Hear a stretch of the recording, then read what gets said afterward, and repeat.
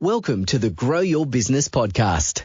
Listen in as we discuss all things business, growth and marketing with business owners, thought leaders and entrepreneurs. And now, here's your host, founder of Roundhouse, the creative agency, Saul Edmonds. Hey Tina, how are you going today? I'm doing awesome. How are you? Yeah, great. Really, really wonderful to speak to you. Whereabouts are you in the world? I'm in Toronto, Ontario, in Canada. Are you? I thought you were, for whatever reason, I thought you were in California. I don't know why I thought that. But you're. Maybe you saw the C for Canada and I mixed did. it up with. I did. I'm just guessing, but we're all the way north. Yeah. And you're all the way south. All the way in the great southern land. Yeah. Yes. Well, it's so nice to be chatting with you. Yeah, likewise. It was very nice to be introduced to you, and I'd really like to dive into, I guess, first of all, for people listening who don't know who you are, who don't know, what you do, would you be so kind as to just give people like a bit of an overview about what you're doing currently, and just a short sort of history of, I guess, how you came to be where you are at the moment? Sure, I'd be happy to. So I'm Tina Kalogeropoulos. That's a long Greek last name. And what I'm doing now is I help corporate professionals find fulfillment in their careers and work-life balance, right? And so the reason I'm so passionate about that is because I grew up in the corporate world. I've been corporate marketer for over 23 years. And I have a passion for marketing. I always have, and recognize that the corporate world can be tough. And, as you're trying to climb the corporate ladder, and get promoted and make money and be fulfilled and have a family, you need help along the way. You need some guidance along the way. Sounds familiar. So, yeah. So, I was fortunate enough to hire my own coach, and the clouds parted for me. I really saw the light, and I really saw the value in coaching, and I immediately knew that this is what I, needed to do for others, like the Tinas of 20 years ago. So I've been, heavily investing in educating myself and, learning the core competencies of a solid coach practitioner. And that's what I do now. I help corporate professionals achieve career fulfillment, right, in their careers and outside of work as well. It's such a present topic, isn't it? I mean, I don't know if like how many years that, generally reflecting back, coaching and career coaching, business coaching, life coaching as a thing has been like so popular and so widespread. But from the career coaching side of things, like how do you sort of say the difference between, or does the line for people that you work with cross at various points between career and business coaching? Do you have like people say who are either going from a career to a business as well, or in that sense, does that happen? Yes, absolutely. Like that's a thing when we're learning the methodology. What is abundantly clear is if you're able to coach effectively, you're coaching the person, not the problem, right? So you as a coach get to decide what your skill set is and who you want to serve, right? So generally, people offer life coaching, right? And then they find that the people that they're drawn towards, or the people that navigate towards them, have a certain problem that they need help with. So that's when the coach would pivot, right? So right now with me, I'm drawn to, and I'm, the clients that come my way that are drawn to me are corporate professionals, right?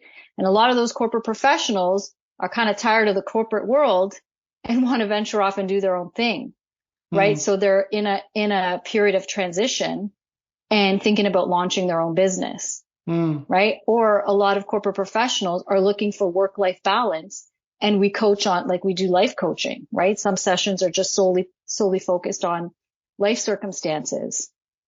Yeah, because they're so integrated though, really, aren't they? Like it's all, yeah. I mean, you're coaching the person, not the problem, right? So you decide how you want to structure the sessions. But if your client comes to you and says, I need help with X, that's what you're going to coach on, right? Like if you have that skill set.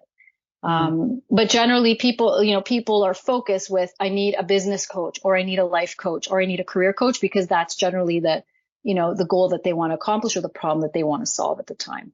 And it makes sense. I mean, there's nothing wrong in that too, because unlike anyone like us, or anyone who's running a business or is offering a service or whatever it is, like you're offering that and people coming to you for that specific thing. But it always seems so funny to me that that those things are separated because they're so integrated. Like really, like in reality, your life and everything you do in your life and everything you do. I mean, I was reading on your website too, which I think expresses your story well. It shows like it's on, I guess, like a side note to talking about this. It shows the power of a good story, and would certainly help, those people that you say gravitate to you, to assist them. It probably expresses why they're then drawn to you on the website well. Like it's sort of, because when I was reading it, I was thinking, well, if I was that way inclined, like if I was in a position like some of those people are, that sounds like the sort of person who's maybe gone through similar things, which is kind of like a natural fit really, because people want to, it's understandable that people would be wanting to have someone who they can relate to, obviously. That's important, but depends on the person, doesn't it? I guess, like as to what they want from a coach. Have you found that? It's interesting because you're right. You want to relate to your coach. However, sometimes when the coach doesn't know too much about that problem that's being solved, it gives them the power to ask these powerful questions without any assumptions, right? So versus someone that knows the intricacies of the problem that they're facing, it's kind of like, well, I kind of think I know the answer to that question, so I may not ask that question, which doesn't lead to a powerful coaching session. It's almost like the less the coach knows, the more deep the coach is going to get to understand the path that the client needs to take in order to get to that end result. Because the lines get blurred at times with the differences between coaching, consulting, and mentorship, right? Yeah. So if you want, we can discuss that for a moment, because if you hire a consultant, you're essentially paying them for their solution based on their expertise, and they're providing you with the solution to a business need or to a need that you've identified. Here you go. This is how you get to your end result, and they're done. Whereas a coach doesn't dictate what that end result is, the client does, right? And so it's just through powerful questioning that we're able to expose what limiting beliefs are in the way, what, where you've seen success in the past. And then the client kind of carves that path for themselves to get to that end result. I think that's a really good, that's good you brought that up, because those definitions are both really relevant and really important distinctions too, aren't they? Because have you found you've had people who have thought that they've wanted a coach, but in reality they actually want a consultant? Yes, like oftentimes As in the the answer, client, they just want the answer, and they want to be told, what do you Yeah. think? What should I? And I'm guilty of Yeah. that too. When I was first working with my Oh, coach, yeah, and totally. I would ask her, well, what do you think? And it kind of shocked me that she wasn't going to tell me what she thought, right? She circled it around so I can put on the table like what was really going on with my thoughts. And that's, a powerful process that I take my clients through, and is identifying like what's the circumstance, the fact, and what's the thought that's coming up based on that circumstance that's tied to the feeling, which leads to the action to get to your desired result. It's the opening of the doors, I guess, isn't it? That you're not really there to, you as a coach, you're not there to actually to take them, to walk them through the door. You're just there to go like, here's a door, here's another door, here's another door, in terms of, I'm like a metaphor for different, opportunities, options, but they then still have to walk through the door. Exactly. And they have to, because ultimately that's the real power. Because I was having this conversation with someone the other day about, mistakes that you make, in life or whatever they are, whether it's you make a boo-boo when you're like playing a game, like in sport, and you learn from it, or you go down a certain path, and the conversation was about that the only really powerful learning that comes from anything like that is from you having the realization yourself.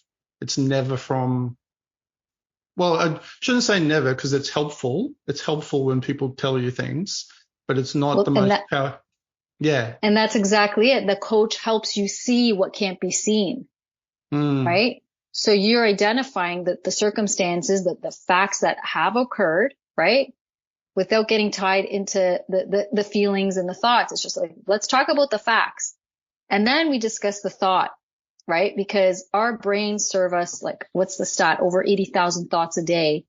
And 80% of them are negative thoughts. They're bad thoughts. They're served up to keep us safe, right? And to keep us,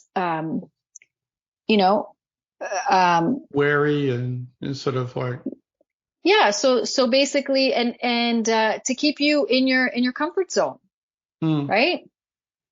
So through the powerful questioning, like you can uncover, well, what's that thought that's holding you back? Okay, you point it out, but then we work together on, okay, well, what could be another thought that you choose? What could be a better thought that you choose to get to that result? Right? Because sometimes our thoughts are what are holding us back, and our thoughts aren't facts.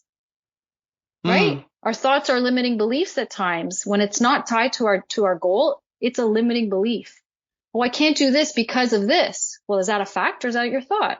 Right? Yeah. So, it's often pretty random too, isn't it? Like it's just all over the shop. It's all, it's like, I had, because we had a coach for a while in our business who's also like a client and a friend, and I remember something that really stuck with me in response, whatever it was that we were saying, and it didn't seem very like harmful or anything like what it was saying, but it was saying, like, you do realize that, sort of like probably more than 90% plus of anything that you think may or may not happen is probably not going to happen. Like it probably won't happen. So yes. there's a very high probability that that's not going to happen. So you placing like a disproportionate amount of emphasis on it is kind of absurd, really. Like it's just makes absolutely no sense. And when he said it to us like that, I was like, oh my God, yeah, of course. That's ridiculous. It's a thought, and that thought is leading you down to a path that, like you said, may never happen. I always like to think of it like the thought of the worry feeling that you get from a thought that you've created is like walking around with an umbrella. Yeah. But it's right. But you don't need it unless you need it. But what that highlights to me, I don't know about you. This is, I guess, probably like an interesting subject just to talk about on its own. But what that highlights to me on the negative side of things but also the positive side of things is the power of thought, like of just a thought. Because I would you see it, if you want to talk about, positive or negative thinking, or, proper mindset, or all of that, if we can assume that, and everyone has that realization, and whether it's talking up to someone like yourself and going, wow, that negative or just like thought that led down the wrong path was so powerful, and it was just a simple thought. Therefore, we can probably safely assume that exactly the same thing would happen with the opposite, with the right sort of thinking, surely, and Exactly. And that is true. But I find that to be incredibly interesting, because it shows, talking about the negative side of things, which, like you said, is probably more of our thoughts during the day. Even if you turn that around a little bit, just whoa, Yes. that could have a super big impact. And that seems like really a big lot of untapped potential. I think we're not allowing ourselves to be open to that second thought, right? We're going to have that first thought. It's going to come to us, but we got to recognize that, wait a minute, that's giving me no value. I see that thought. Okay. I've acknowledged it. Can't suppress it, because it's just going to keep coming up and coming up and coming up. Yeah. But what if I could replace it with another thought? Right. And even just like a metaphor, I'm just thinking right now, when you get that lottery ticket and you know that your numbers have all been called, and in that moment you recognize that you are now a millionaire, right? Nothing has changed within that second other than your thought that you are now a millionaire. Yeah. Right? You haven't moved. You're still in the same position, but the power of the thought, right? And all of a sudden you start thinking of all the ways you're going to spend the money, how your life is, how your life is going to change, because you change your thinking. Same thing when you book a vacation. Why is it that as soon as it's booked, the vacation starts? Right? Starts in your head. So true. Yeah. Yeah, it really is. I mean, it seems like such a, because it's not concrete, or it seems like it's not concrete, meaning that you can't hold it. You can't go, yeah, I've got here's $1 million actually in my hand, and go, whoa, I can see it. It's just in your mind.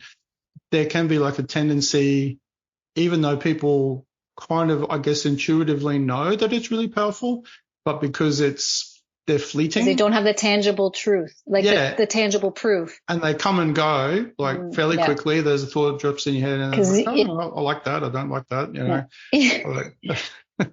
Yeah, all the it's time. Easy to get out of it. Just as easy as it to give yourself that positive thought that will serve you. It's just as easy for that negative thought to bump into your head and to take over, right? So it's a really strong mindset, and that's what I think. As an individual, it's mindset, your heart set, your health set, and your soul set, right? It's all those 4 things connected that all have to be talking to one another. And like you said before, you can't have a healthy body if your mind isn't right? It's going to be disjointed, and vice versa. You can have a healthy mind, but if you're not taking care of your body, then there's going to be a disconnect. And that's the other thing too. That's like a similar metaphor to not being able to separate life coaching from other forms of coaching, like your health and your soul, spirit, thinking, mind. They're all super integrated too, because we all know you eat something bad, it'll affect your mind, and and therefore it'll affect any number of other things. I mean, they're all super integrated.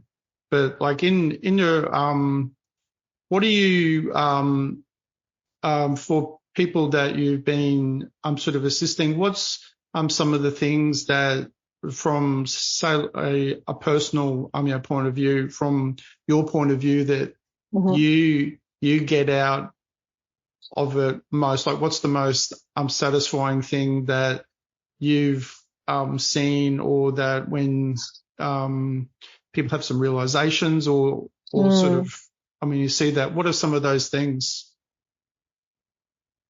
It happens all the time. And it's like, it even happened today. It just feels so fulfilling when you're able to help your client achieve their results, right? To get them one step closer to where they want to go. Right. And, like a lot of the coaching that I do, for corporations and for businesses is geared around career coaching, because the individuals are newly onboarded to a position, or they've just gotten promoted to a new position. And, like winning the lottery, they're excited, they're ready to go, but they need coaching on, okay, how to adopt that accountable leader's mindset, how to manage time and priorities. So I have a whole methodology that I work through with my clients to ensure that they're set for success, but it's always driven by the individual, right? So when we work together, identify, look, these are the areas I have expertise in and I can help you with from a consulting perspective. And we can point the client towards one of those topics, but then it's driven by them. And when they follow that methodology, it's just magical, because they come out the other end feeling supported and feeling like they've been able to work through their thoughts. They're not just thrown into a new position or thrown into a new role, or, they're supported.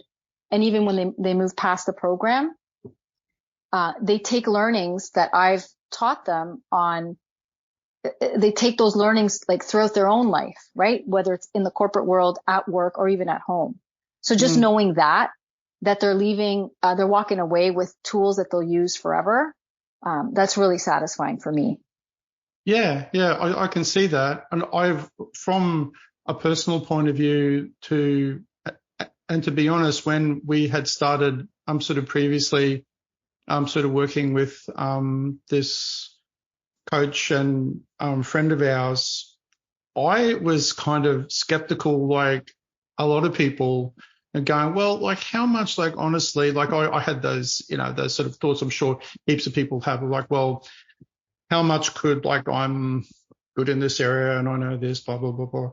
And then thinking, how much help is it going to be? Well, obviously I didn't know the answer to that question that I was asking myself, but I was sort of skeptical. And then ultimately, like, the only way you ever find out is by doing it and actually just experiencing it yourself. And like, it was an interesting point for me, because the realization that those types of thoughts that I had, especially with somebody that I actually already knew and trusted, was kind of weird, because it was like, well, I should have anyway, because we already trusted them. But then to do it and then have such a powerful realization that it's so helpful, but the things that we were talking about didn't seem like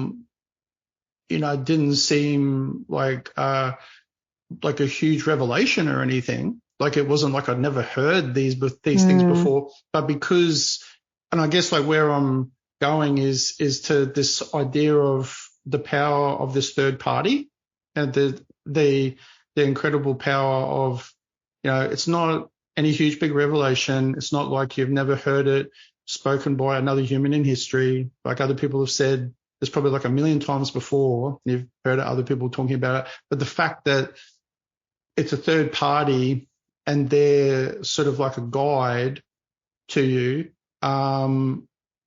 it sort of seems so simple, but so powerful. And I mean, it's an overcoming of, I guess, from our own point of view, like my wife and I, when we were doing it with this, with our coach, we were both surprised and like, wow, that was way more than I thought. And yet it seemed so much simpler than I thought. And so, I mean, I don't know if you've had like similar feedback from people on sort of similar sort of subject. Yeah, I could say I have for myself as well when I was, first exposed to coaching, because it's that time where the coach holds the space for you and only you. And I think in today's climate and culture, we're challenged with that, because you might be sharing with a friend or a colleague or family something that you're going through and not really asking for a way out, but just someone to talk to. And it's just in our nature to help and to be like, oh, really? Well, this is what I did. This is how I solved that problem. And then you get, interrupted, and then the conversation kind of goes elsewhere, and you don't fully have space to explore your thoughts and to really explore what you ultimately want to achieve. Right. So I think for me and for my clients, just holding that space and not ever making it about anyone else but them. Right? Like, what can you control in this situation? We'll talk about what's coming up and who's involved and what the obstacles are. But then we always, drill it down to, okay, knowing all that, what's the easiest first step for you to take? Because it comes back to you, and not what I would recommend, right? And not what's been happened in the past, but I, likely ask you what's worked for you in the past. Like, when have you seen success? Yeah, it's a very, I guess being a good listener too would be incredibly important, really, wouldn't it? Yeah, that's key. That's key. You have to listen intently, and have like clear thinking, right? Like, anytime a thought enters that could sway you based on like your own experience, you have to identify it and put it to the side, because it's not about you, and you don't want to lead, you don't want to guide, you want it to be guided by the individual. So exactly, it's so simple, right? Like, we have calls. I had a call today, and it was just so, like, at the end, she was so relieved that she was just able to talk through her thoughts. And she shared one of her thoughts, and I said it back to her, and I said, just heard this. How does that sound to you? And she said, it sounds so stupid. Right. And Yeah. and she like, we didn't let it go. She came up with a new thought, because the stupid thoughts aren't going to get you where you want to go. It's so funny. Like, it's just like, I know this, I probably tell a lot of people, listening, like, it's old hat, and be like, yeah, well, of course, of course that's the case. But it's still really powerful. Like you just said too, you can even be like saying something that's just come out of your mouth, and the other person's heard it, and then you saying it back to them. How could it possibly sound different when you just said it? But it does, like, because it's like looking into a mirror. Yes. And you've got an idea of yourself. As I remember when, actually, a really powerful thing that just popped into my head, when I used to do sort of training like martial arts, and we used to go into a pumse competition, to do like forms for a competition to look and to get scored for it. And me, like, I'm sure like a whole heap of people would be going, I'm pretty good. That's like, it feels, that kick or this punch feels like it's good, and it's nice and clean, and it's going to look great on the mat. And then our coach at the time for Taekwondo, he was like, okay, we're going to video you guys doing it. And everyone straight away, even before like we saw the video, everyone was like horrified. That was like, oh no, there's this potential for our like illusion to be cracked. And yes. of course it was like severely cracked. It was like, I remember seeing myself for the first time on video going, geez, it looks really sloppy. It looks really like, it's just not what I had in my mind that how it was. But it was great, because it was like, well, now I actually know like how other people are seeing that. And and it was easy. Like, it was kind of much easier than to go oh, well, I'm feeling this. If that's not true, then I just need to step this up. And then I can look at it on the video again, as kind of confronting as that was at the time. Mm-hmm. It was like Yeah. complete illusion, like, blown away, like restart, but, super powerful tool, like in its own similar sort of way, like having a reflection of something shown back to you and going, it's not quite what you thought it was. Here you go. Like, do with it what you will, improve if you want. Like, what do you see now? Yeah, exactly. Like you're seeing it now. What do you see? What can be improved? Or are you satisfied? Right? Yeah. I mean, that's the other thing too, is it's not always negative. It's like, might be affirmation. It might be like, oh yeah, that's pretty much what I thought. Or like it's near to, maybe a little bit more would be good.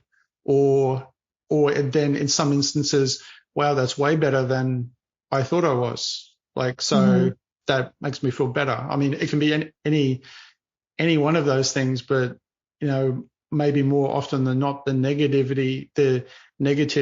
like you said, like a lot of our thoughts every day are more often negative thoughts, which is that's an interesting statistic. And I'm sure that's probably true, even though, how many thoughts did you say per day on 80,000? Oh my but I should fact check that. It's, but I've heard it from a few sources that it's 80,000. I wouldn't be surprised. I wouldn't be surprised though, because this constant, it's like it's a bit like a river, isn't it? It's like this like pouring. Constant, just like constant thinking, but you're not focused on each individual one. Otherwise you'd probably get too tired. It'd be just like, too much. Yeah. But it's and still that's why, like, constant it's strain. consuming. Yeah. And that's why being able to still your mind for a couple of minutes, like through meditation a day, is so powerful. You just need to quiet it down, even for a couple of minutes. It's energizing too.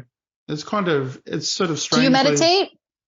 Yeah, I don't. I do it when I'm doing some breathing exercises and stretching. That I've got a friend who I go and do a little bit of personal training with, who's been sort of giving me particular exercises and things to help with some goals that I have relating to squash, because I play squash, and he's been okay, do these sort of things and then do this sort of breathing. So when I'm doing that, it's not proper meditation, but in its own way, when I'm just thinking about just the breathing, that's still, it's nice. It's like a nice quiet moment in like the flurry of everything else going on. Yeah. It's nice to take that time for yourself. Yeah. Yeah. No, I think so. How did you actually see, I know like it's still sort of a topic, COVID and all that, even though it seems like a while ago now, but do you still see flow-on effects with people from that in how you're working with them and what they're deciding to do with their lives? I think I'm seeing the positive results of it, that during the time of, kind of looking at their lives and where they want to go and having a reset, like even myself, right? Like it was a time for a reset for everyone. And now that it's quieted down and I guess we're kind of back to some state of normalcy, the individuals that I'm working with have decided that, like, I'm going to go for it. It's now or never. Right. So we go, like, let's go. They've had the time to reflect. There's some of them are midway through their career. Right. So there's enough time to flip it and to refocus, shift, reprioritize, and get going and not become complacent. Right. We had this pause and now we're back into it. And how do you want to show up for the duration of your, corporate career, executive career, or business life, or whatever career you're pursuing? So I think people want to go, like they want to go. And I'm the same way. Like I always say, during COVID, I felt like I was a minivan, but I wanted to drive like a Porsche. And I couldn't, and I was stuck, and I felt stuck. And now, I want to go for it. And I think that's how I'm attracting my audience, is people that are putting their hand up. They're saying, yeah, I want this goal. I'm not going to wait any longer. And yeah, I want to be vulnerable enough to see my faults and to admit I can't do it all on my own. I do need help, and I'm willing to be coached, and I'm willing to accept responsibility for that result that I want. We're not going to blame it on anybody else. I'm going to go for it now. So that's what I'm seeing. That's what I'm living, and I'm loving it. I think that point you just brought up then, that vulnerability is probably a much bigger point for a lot of people than we realize. Because I think like being vulnerable is obviously at different sorts of levels for different people. I mean, some people, are just naturally, they find it more easy to express themselves with different sorts of people and be vulnerable. But for a lot of people, like is it true to say that to some extent you have to do that to be able to, start to work with a coach? Is that something people have to do, or that it is? Yes. And that's like the number one question I ask once I've determined that we're a good fit for one another. I'll ask, like, are you coachable? And if they're not clear on what that means, it means, are you willing to hear what you may not want to hear? Are you willing to, make changes in your life so you can get to that goal? But you have to be open. You have to be willing to accept that what you've been doing so far have created the results you have to date. So you're good to go. You're good to proceed on that path. However, you're going to have new thoughts and take new actions in order to get new results. And in order to do that, you have to be able to identify things that have not been working. Things that have been working, great. Let's keep doing them.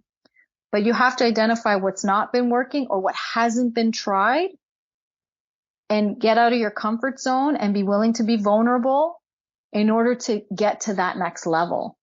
Isn't that interesting that it just sort of occurred to me too, that, how certain, say, if we talk about coaching in terms of like how you're coaching, and then you go over to, say, sport coaching, like it's readily accepted by, if you went to any person probably on the street who doesn't know anything about any sort of coaching, and they went to, and you said, hey, do you think it's like, super acceptable and normal that a sport coach would be saying this to somebody for them to improve that? Well, yeah, of course, because like the sport coach.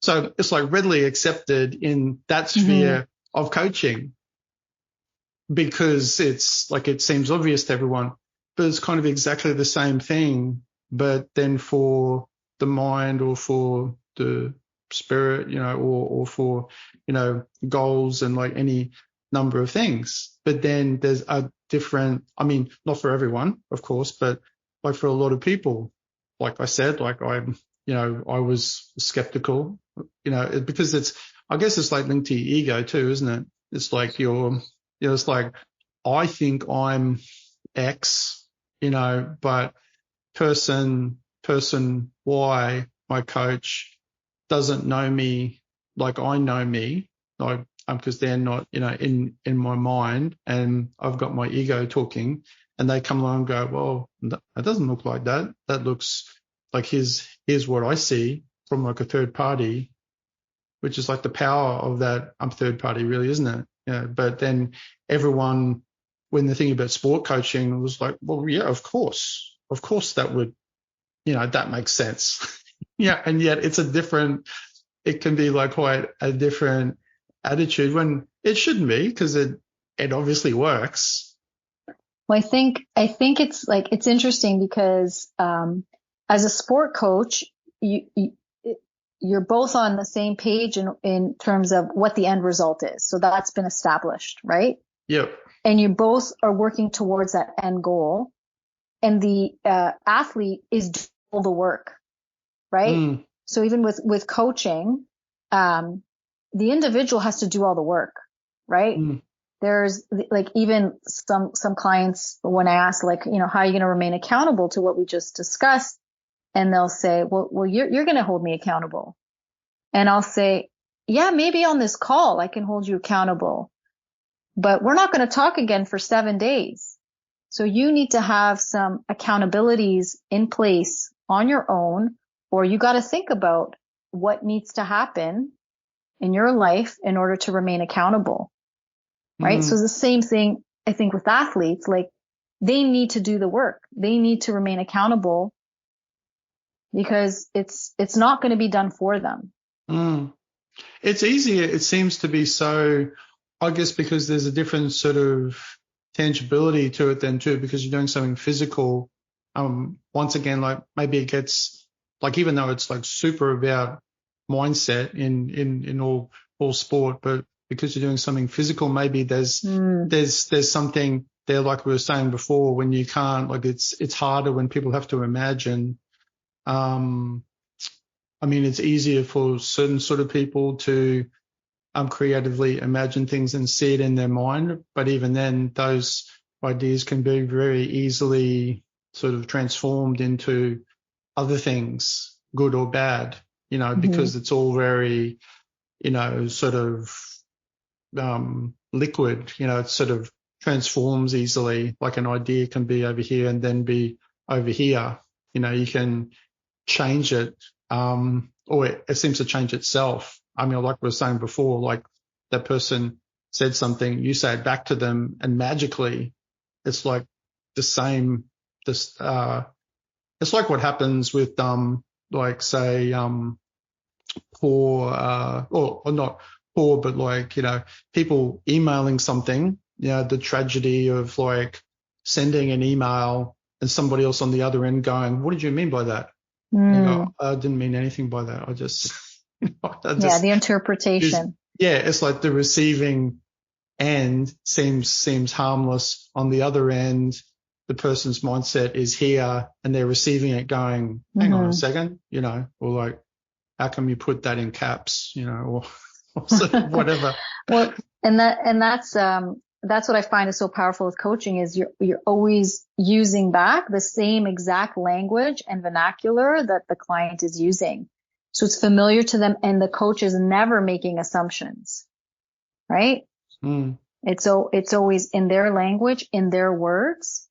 And, again, they can see if that's really what they meant, or the coach can challenge with permission to go deeper on what it is they meant when they made that statement. Right? Yeah. Versus just like, you know, a lot of times when you're speaking to people outside of a coaching relationship, you just say what you're going to say, and then it just remains, and it's not challenged or questioned or explored. Right? It's like the same way when you meet someone. Hey, how are you? Good. How are you? Okay, good. Or I'm busy. Well, what does busy mean? You know, you just leave it without saying, what does busy mean? Then you'd understand what busy means to that person, but we just leave it. You know?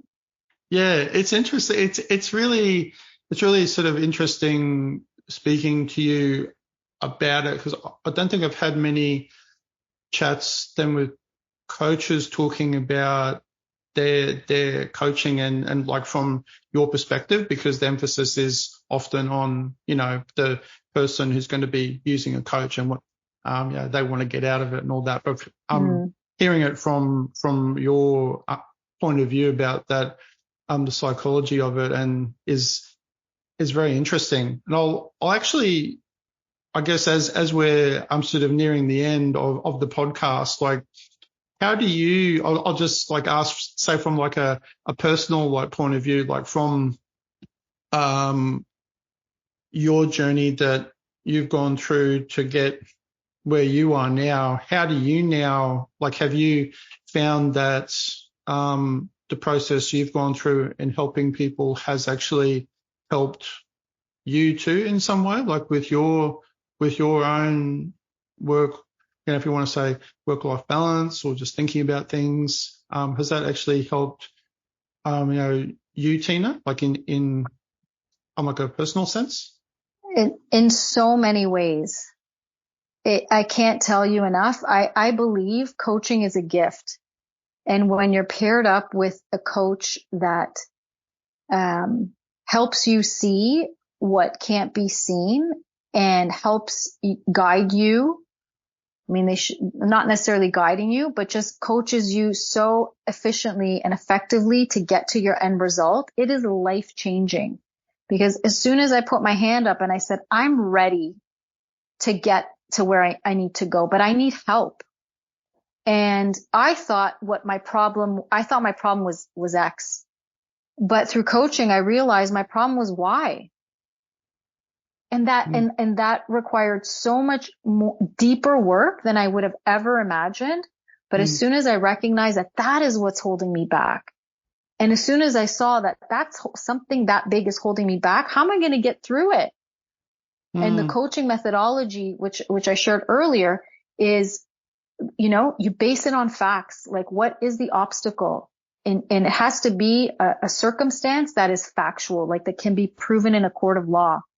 Otherwise, it's just a thought. It's just a limiting belief that's getting in the way. And you have the power to push that aside. Right? So had I known this gift, growing up in the corporate world, all the things that were holding me back, they weren't facts. They were just thoughts, limiting beliefs. And then I attached feelings to it. And then I ended up behaving a certain way because I just thought that was law, like that was it. But now that I know that I can move forward and my clients can get those goals because they've identified it. It's there for them. It's there for the taking, right? I can never, who knows your life better than you? You do. So you'll identify what goal you want. You know what you want. You know what's achievable. Right. And then just like seeing that power of being open to challenging those thoughts and removing them and replacing them with thoughts that help get you closer to your goal is so powerful. I mean, my husband sometimes is like, are you coaching me right now? It's like, or my kids, Mom, are you coaching me right now? And, it's difficult. You can't do it with your own family because you have a vested interest and you want to guide them, right? Yeah. And then your answer is like, what do you think? Exactly. But I just like having learned this model is changed my life. Yeah.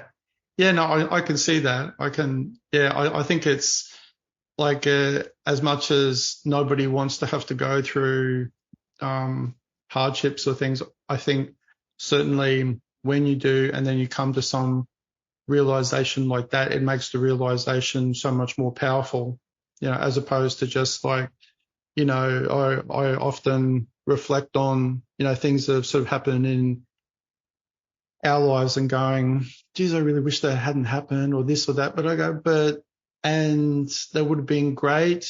And it would have been more sensible to go down this different path at point X. But then I do often go, but I wouldn't be me now, really. I mean, probably similar, but I would be different if I hadn't, like, the lessons that we've learned are so much more powerful now. And you don't want to, like, I don't really buy like the whole philosophy that people espouse about that you need to kind of give, people or children or other people like more hardship because it makes them stronger, because they're going to get it anyway at some point. I mean, I just don't buy that. I find that incredibly annoying. It's just like, they're going to get it at some point. Everyone does. People will learn their own lessons, but you shouldn't engineer it for them. why would you do that? But because it doesn't work like that. Like you gotta go through it yourself, like, and then having someone at whatever point is probably appropriate, which is probably more appropriate, like in your journey after you've gone through all this stuff.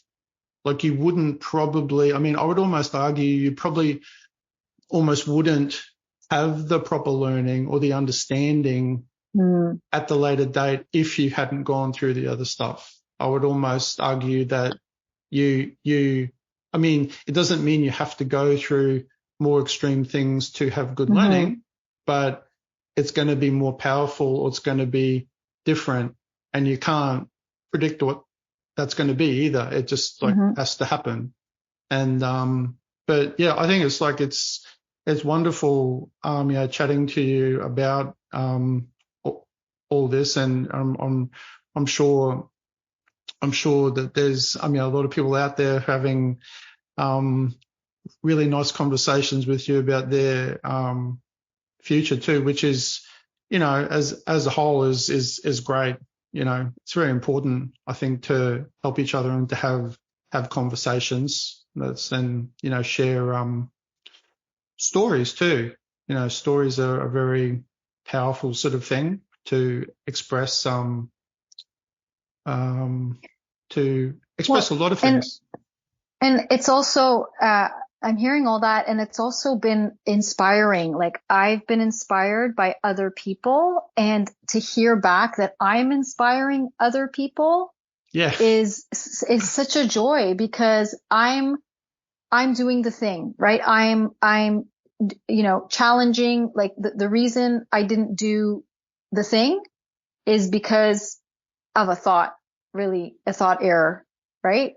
And now that I know that is generally what's holding me back, like when I'm stuck, or when I can't move forward, or when I'm questioning something, it's because of a thought. It's not because anything physically, like no fact is in the way.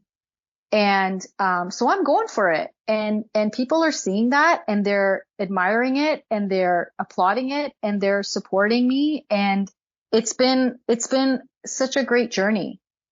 Because I think it's pulling back the veil on what's possible for them too. I've inspired them to start thinking about, and that's all I want. I just want to help, inspire, motivate, and let's everyone like achieve what we're destined to achieve, whatever that may be, right? Everyone's measure of success is different. It's so easy, I guess, to sort of say, or for people to say, these sorts of conversations, or talking about positive thinking and all that it's all sort of fluff and airy fairy. But I think the reality is that, because it's so simple, and the things we've been talking about already with the power of the right way of thinking is such a underexplored sort of idea. And it's so powerful. Like, I think the reality is that when people say, oh, you could change the world if everyone, does this. I think that's actually true. Like, I think that's the reality, is that is true. And that anyone that says otherwise is just simply wrong, because you see it. It's not just through chit chat about it on an intellectual level. Like you see the actual physical results of when that happens, of people who are feeling better and doing better things. And but also, I think even probably more so is that there is like a natural flow on effect that you just see everywhere of the more people help other people, they're more likely to help others too. And you've got this really big flow on effect. That's just a fact. Like you see that all the time. And, but on a closing note, Tina, I'll just ask you at this point, if you can, would you be so kind as to, if you've got like a quote or something from yourself, or something that you really like that you'd like to share with everyone? I have a lot of I guess, affirmations that I practice and that I, post up in my space. So I'm constantly reminded of why I'm doing what I'm doing. But the one that resonates with me the most is, she believed she could, and so she did. And if you read my story on my website, and it talks about my, starting a family journey, it has a lot to do with that. I found a poster in a shop, and I bought it for myself, and I put it in my powder room, and I looked at it every morning, and I was so determined to get the result that I knew was meant for me. And I read that she believed she could, so she did. And so I never gave up. I never quit. I knew that if I really wanted it, I would have to keep going for it. And luckily I was blessed with my daughter, and now, fast forward 7 years, I still believe that so much, that if you believe in that thing and you're speaking it,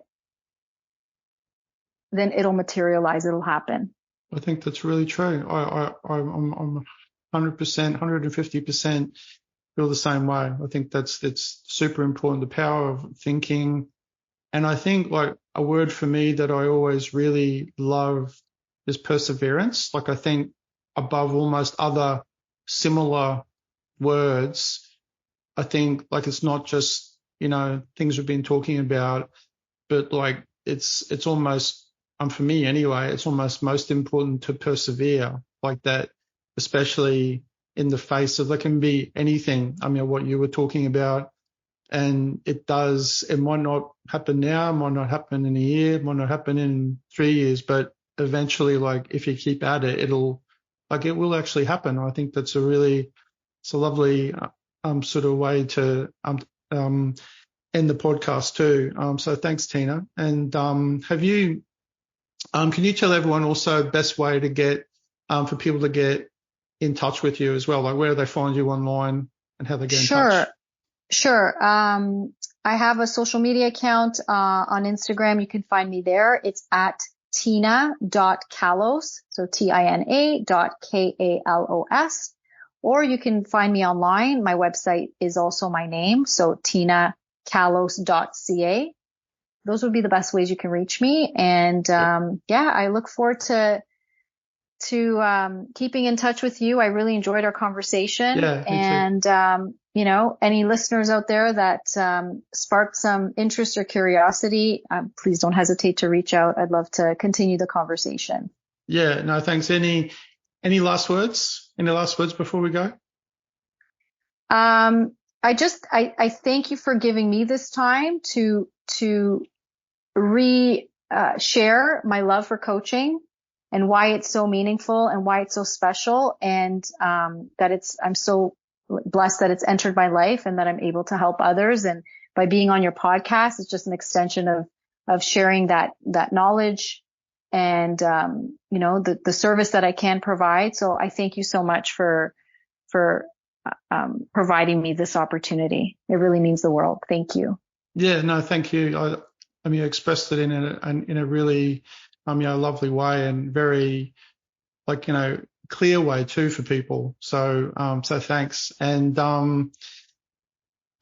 thank you everyone for listening as well. If you've got any feedback or any suggestions for any topics or anything else you would like us to discuss in future episodes, just leave it in the comments. And thanks again for listening to the Grow Your Business podcast, and we'll see you again soon. Bye guys, and bye Tina.